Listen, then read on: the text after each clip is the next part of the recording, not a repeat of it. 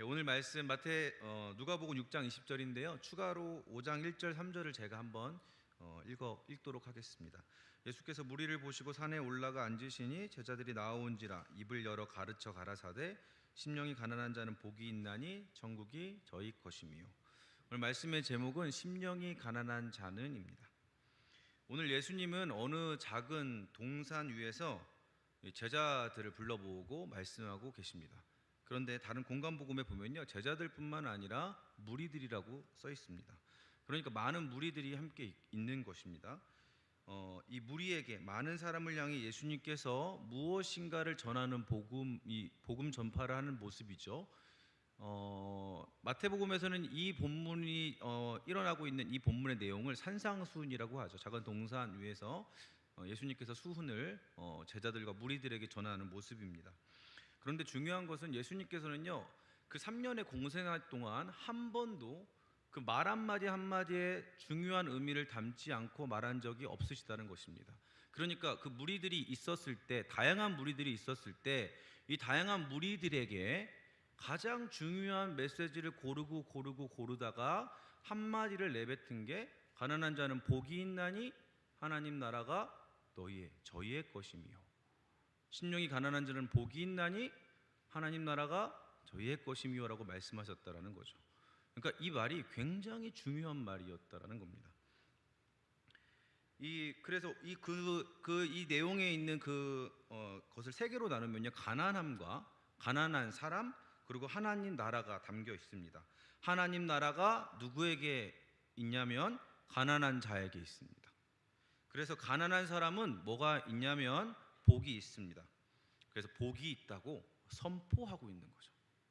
가난을 한 번이라도 겪어본 사람은, 그리고 가난하다는 이유로 서러움을 당해본 사람은, 그럼에도 가난한 사람이 복이 있고 가난한 사람에게 하나님 나라가 있다, 하나님 나라의 기쁨이 있다라는 이 말을 선뜻 받아들이기, 부드럽게 수용하기 어려울 수 있습니다.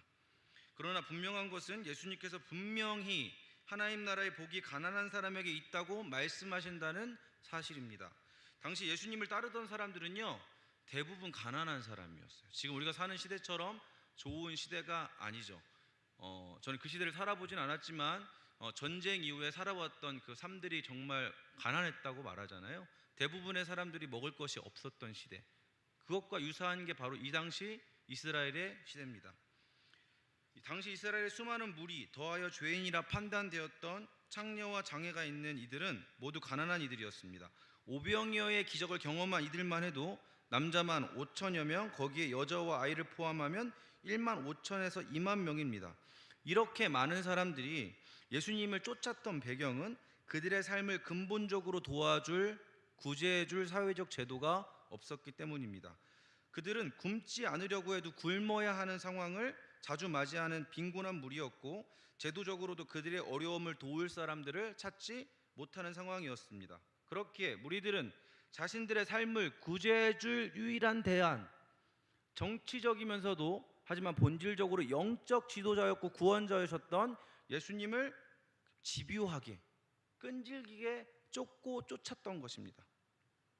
줄임배를 부여잡으며 그들은 이 예수님이 갈릴리 호수의 배를 타고 반대편으로 이동하실 때, 반대편으로 이렇게 질러서 이동하시면 이 무리들은요, 그 강 옆을 이렇게 빙 둘러서 쫓아갔습니다. 밥을 먹으면 늦으니까 굶주린 배를 부여잡고 예수님을 쫓았죠. 그들에게 더 중요한 것은 먹는 것이 아니었고 쉬는 것이 아니었습니다. 바로 예수님을 만나는 거였어요.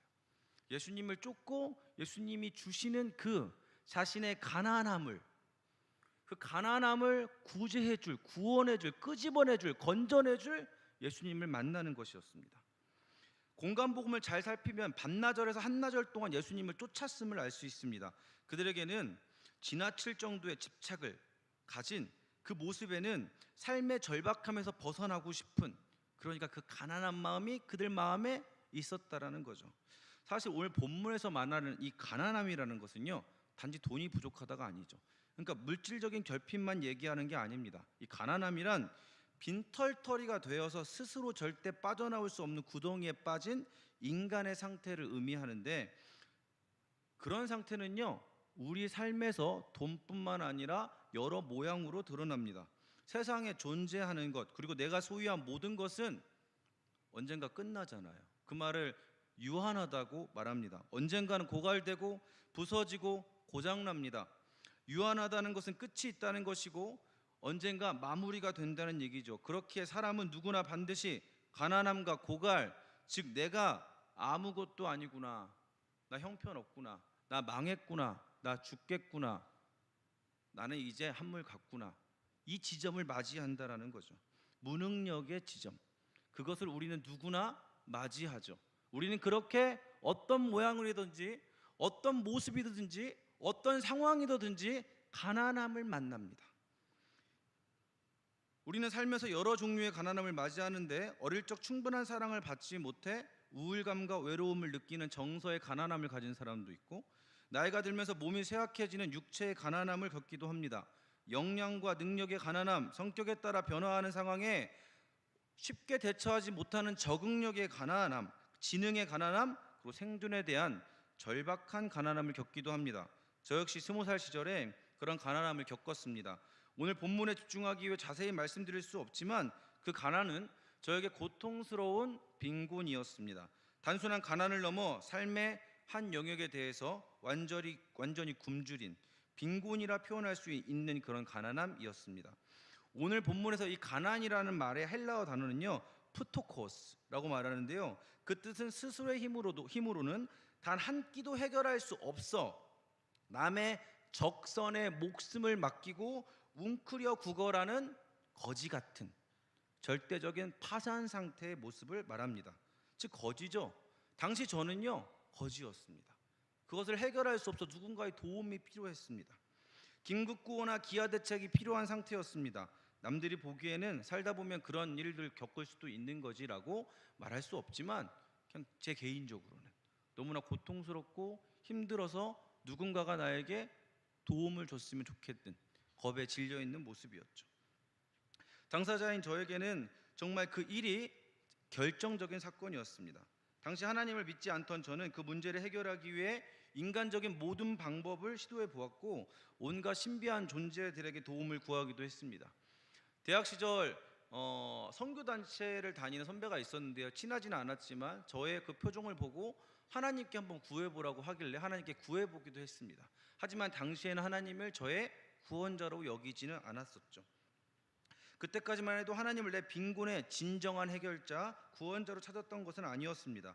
하지만 먼지 같은 저를 소중히 여기고 찾아와 주신 예수님께서는 그 가난함을 통해 제가 의지할 분은 오직 하나님 한 분뿐임을 깨닫게 해주셨습니다. 그리고 그 덕분에 저의 이 가난함과 이 가난함과 빈곤이 이 세상의 물질이나 방법으로 해결될 수 있는 것이 아니라는 사실을 알게 하셨습니다. 제가 알려고 한 게 아니라 하나님께서 날 찾아오셔서 가난함을 해결하실 분은 오직 하나님뿐이라는 걸 알게 하셨다는 거죠. 사람이나 세상 도움이 아니라 인간을 초월하신 하나님의 도움이 절대적으로 필요함을 마주한 거죠. 그렇게 저는 가난을 겪으면서 인간적인 수단들을 포기하게 될 수 있었고 오직 하나님께만 답이 있다며 하나님을 갈망하는 가난한 심령을 경험하게 됐습니다. 그렇기 때문에 여러분, 저의 개인적인 경험에서도요, 이 가난함은요 예수님을 만나는 통로이자 축복입니다. 여러분이 예수님을 만났던 시점은 언제일까요? 마음이 교만하고 내가 뭐든지 잘할 수 있다고 생각하고 나에게 모든 것이 잘 될 때일까요? 아니면 내가 할 수 없는 그 작은 돌부리에도 걸려져서 넘어질 정도로 내가 연약함을 마주할 때인가요? 우리가 예수님을 만날 때는요, 우리가 작을 때입니다. 하나님은 가난한 자를요 결코 내버려 두지 않으십니다. 결코 내버려 두지 않으십니다. 세상은 실패한 자, 무능력한 자를 찾지 않지만 하나님은 그렇게 먼지같이 세상에 취급받는 그들이 실패한 자들의 심령이 가난해져서 하나님을 찾을 때 반드시 만나 주십니다. 그들에게 반드시 자신을 드러내십니다. 나는 전능한 하나님이다라는 그 문장이 내 인생의 사실로 경험되게 임하십니다. 그리고 그들의 삶 가운데 하나님 나라를 보여주시죠. 하나님께서는 가난함을 우리의 마음밭을 일구는 도구로 사용하십니다. 가난함은 하나님 나라의 씨앗이 뿌리내리기 좋게 만드는 쟁기질입니다.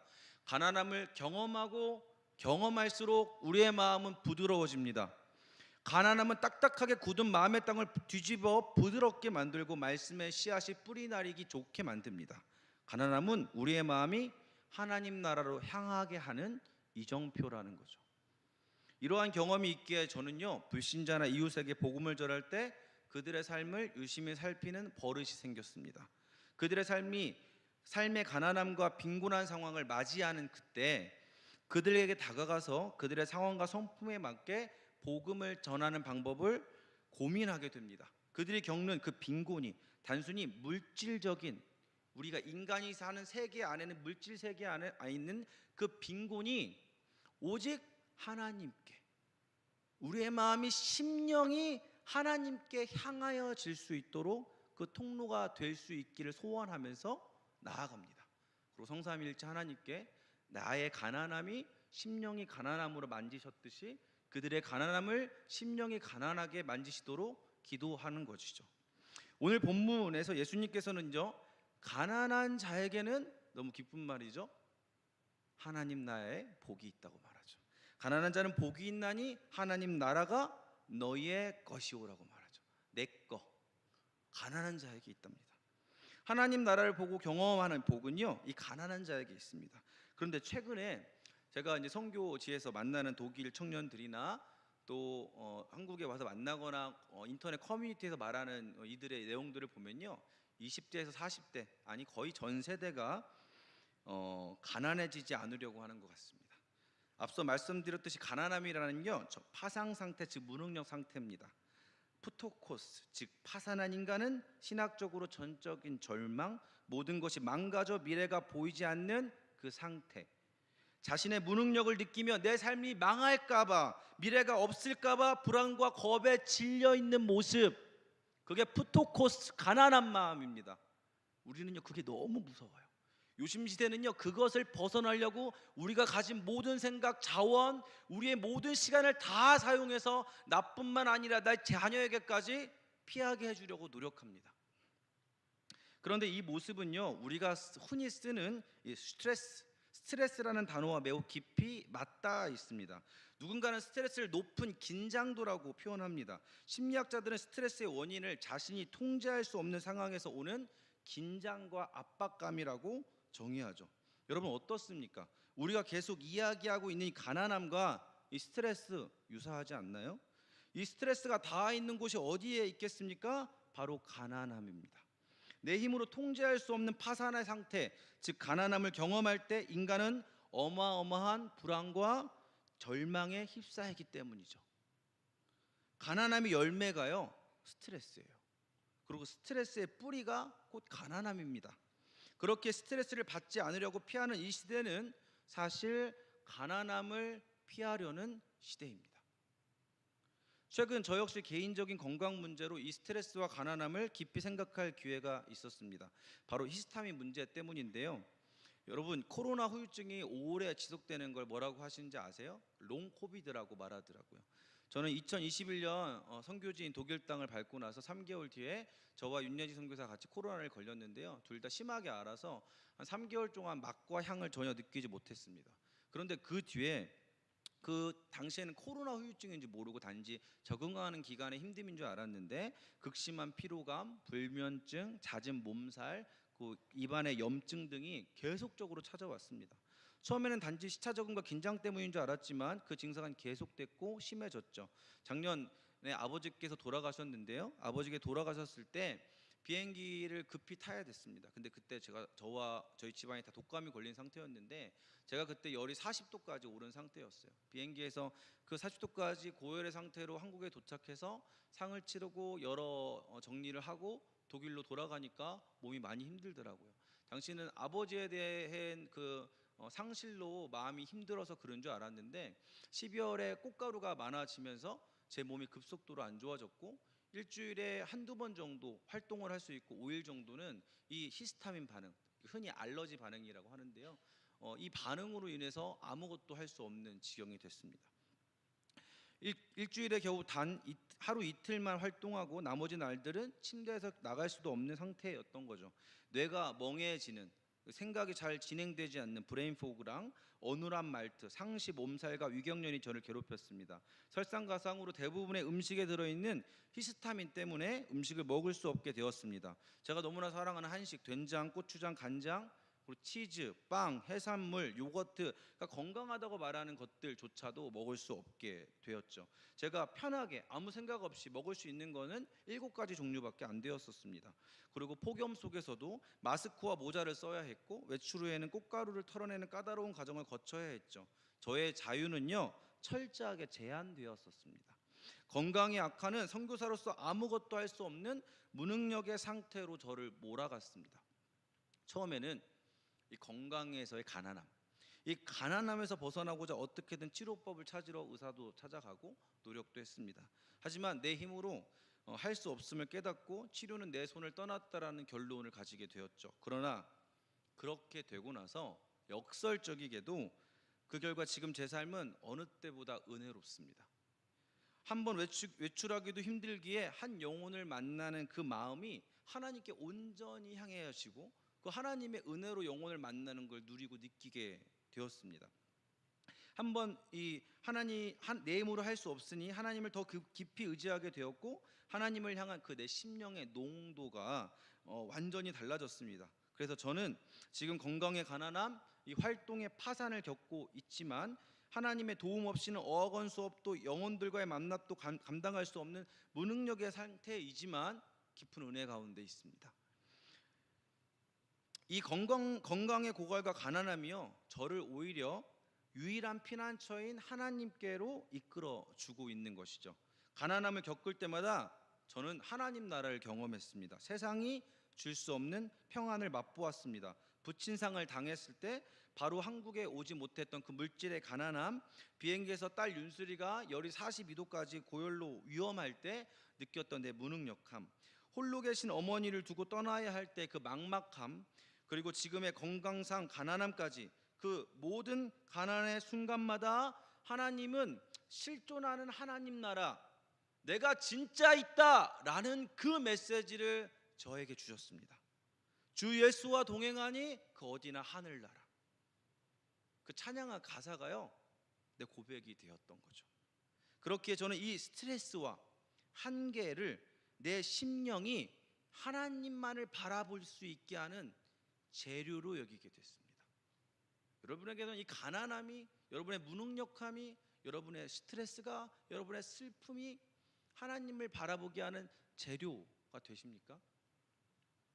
현대사회는 스트레스를 피하는 것을 인생의 최고 전략으로 삼죠.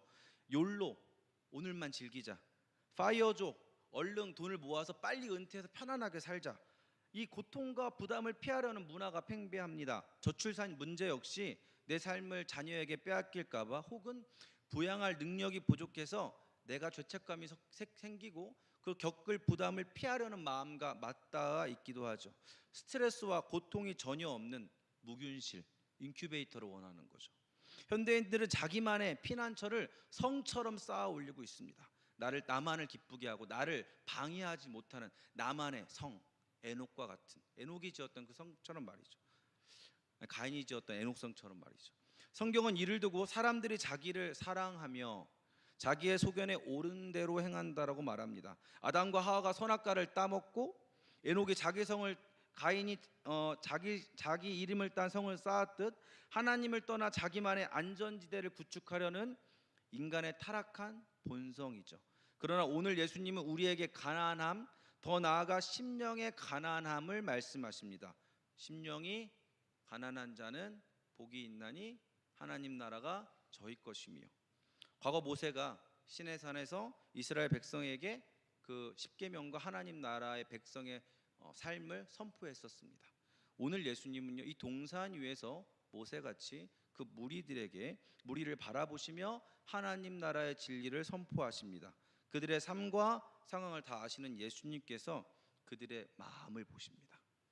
마음을 보시고요, 우리의 마음을 보시고요, 고르고 골라서 말씀하시죠. 가난한 자는 복이 있나니 하나님 나라가 저희 것이며, 심령이 가난한 자는 복이 있나니 하나님 나라가 저희 것이며. 예수님의 이 첫 한마디는요, 너희는 가난해져라 이런 명령이 아니에요. 그런 명령이 아니잖아요.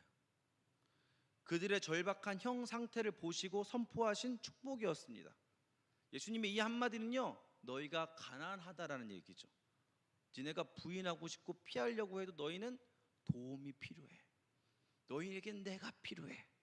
내가 왔는데, 어둠 가운데 왔는데 너희에게 빛이 필요한데 너희가 어둠 가운데 거하는 것에 중독되어서 빛인 나를 외면하고 있다. 그러나 너는 빛이 필요하다. 그러나 너희는 가난한 자다. 가난한 자라는 걸 깨닫고 나에게 부르짖을 때 너에게는 하나님 나라가 있다. 이 신학자 데럴 복은요, 누가복음의 가난은 마태복음의 영적 가난을 배티하는 실제적 환경이라고 말했습니다. 가난한 자는 복이 있나니, 이건 누가복음 말씀이잖아요. 마태복음 말씀은 심령이 가난한 자는 복이 있나니. 가난함은요, 하나님께로만 향하게 하는, 심령이 가난함을 낳게 하는 토양인 거죠. 예수님을 찾아온 무리들, 이 복음서에 보면 어떤 무리들이 있습니까? 어떤 사람들이 있나요? 혈류증을 앓은 여인, 그리고 뽕나무에 올라가서 예수님을 만나고 싶었던 삭개오, 그리고 자신의 종을 보내 자신의 사랑하는 종을 고치려고 보냈던 그 백부장, 그리고 자신의 동생을 살리기 위해 예수님을 쫓아갔던 마리아와 마르다. 이들 모두는요, 물질이든 건강이든 영혼이든 절박한 가난함을 품고 있었습니다. 언제 이 가난과 고통이 끝날까? 막막함 속에 눈물을 흘리며 예수님의 도움을 간절히 바라는 마음으로 나온 이들이었습니다. 무리들은 가난했고 절박했습니다. 삶의 스트레스와 압박감에 절어 있었고 내 힘으로는 해결할 수 있다라는 그 자신감이 박살나 있었습니다. 그들의 인생은 완전히 파산했습니다. 그런데 그런 그들에게 예수님의 소식이 들렸고 그들은 예수님을 쫓아왔습니다. 절박했기에, 가난했기에, 그 심령이 주님께 굶주려 있었기에 모든 시선을 주님께 향할 수 있었습니다. 그들의 마음에는 공통된 갈망이 있었습니다. 예수님이라면, 저 동산에 서 계신 예수님이라면, 저분이라면 내 지난한 한계와 고통을 해결해 주실 수 있지 않을까. 지푸라기라도 잡는 심정으로 예수님께 나온 그들에게 예수님은 단단하고 진실한 목소리로 선포하고 있는 거죠. 가난한 너희에게 복이 있다. 파산한 너희에게 희망이 있다. 평생 손가락질 받던 세리, 고아, 병자, 죄인들에게 주님은 한 번도 들어보지 못한 확신이 있는 어조로 말씀하십니다. 너희는 복이 있다. 가난한 너희에게는 복이 있다. 앞서 말했던 가난함이라는 이 단어 헬라어 푸토코이는요, 스스로 살아갈 수 없는 절대적 빈곤 상태, 즉 거지라는 의미입니다. 이 원어의 의미는요, 심령이란 말이 없어요. 그냥 가난한 거죠. 그러니까 철저한 구걸 상태입니다. 그런데 유대 사회에서 이 가난한 자들 가운데 하나님을 온전히 의지했던 사람들을 히브리어로 아나빔이라고 불렀습니다. 그러니까 이 아나빔이라는 단어는요, 가난한 자들 가운데 세상에서 의지할 곳이 다 끊어져서 오직 여호와 하나님을 전적으로 의지하는 경건하고 겸손한 자들에게 사용하는 호칭이었던 거죠. 그러니까 가난한 자와 심령이 가난한 자 사이에 뭐가 있냐면 아나빔이 있고요. 이 아나빔을 예수님이 무리들이 알아듣기 쉬운 용어로 바꾼 게 심령이 가난한 자예요. 심령이 가난한 자는 세상에 끊긴 자입니다. 의지할 곳이 없어요. 그리고 그 동아줄이 오직 하나밖에 없어요. 하나님께, 예수님께. 그러니까 가난한 자에서 하나님만을 의지하는 자들, 이 아나빔, 이것은요 너무너무 아름다운 호칭이죠. 여러분도 아나빔이 되기 원하십니까? 저도 그 아나빔이 되고 싶습니다. 늘 고민할 때, 저도 스트레스를 피하고 싶을 때가 많은데요, 스트레스가 하나님을 찾는 재료가 되길 소망합니다. 결론을 맺겠습니다. 신앙생활에서 가장 중요한 두 가지 원동력은 하나님이 누구신지 아는 것과 내가 누구인지 아는 겁니다. 그러나 인간은 자신이 누구인지 모를 때가 너무 많고요, 피할 때가 많습니다. 인간은 본래 하나님처럼 되고 싶어서 선악을 알게 한 나무 열매를 따먹었잖아요. 그러니까 자기만의 성을 쌓고 하나님을 벗어나 스스로 행복해지려는 게 잘못된 게 아닙니다. 스스로 행복해지려는 본성을 가지고 있습니다. 그래서 가난한 게 싫어요. 그래서 스트레스가 싫어요. 그런데 예수님은 너희 가난해라고 말씀하시죠. 우리가 누군지 알게 하십니다. 그래서 하나님은 때로 삶의 가난함을 바로 은혜의 재료로 사용하시는 거죠. 그 가난함과 한계가 찾아올 때 우리는 비로소 내 힘을 후 하고 내려놓고 예수님을 찾기 때문입니다. 성도 여러분, 나 스스로 행복해지려는 시도가 만약 최근에 실패했다면, 나 스스로 행복해지려고 내가 지금 노력하고 있다면, 실패했다면 그것 또한 축복이고, 오늘 시도하려는 그 마음의 말씀이 들렸다면 그것이 하나님이 여러분을 사랑하는 손길입니다. 주님을 찾지 않고는 답이 없는 상황을 맞이했다면 그것은 하나님 나라를 경험할 최고의 복입니다. 우리가 최고의 복이 뭘까요? 하나님을 깊이 만나는 거 아니겠습니까? 하나님 뜻대로 살 수 있는 것. 우리에게 주어진 가난함과 피할 수 없는 한계가 있다면 그것은 하나님께서 복을 주시기 위해 허용하신 것입니다. 그러니 삶의 스트레스와 한계 앞에서 나만의 성을 쌓으려는 시도를 포기해도 됩니다. 포기해도 돼요. 내려놓아도 돼요. 하나님만을 의지하시기 바랍니다. 아나빔과 같이 가난함이 재료가 되어 하나님을 우리의 모든 영혼을 다해 부르짖는 부안읍교회 성도님 되시길 소원합니다. 우리의 모든 가난함이 오직 하나님만을 바라는 은혜의 재료로 사용되기를 소원합니다. 기도하겠습니다.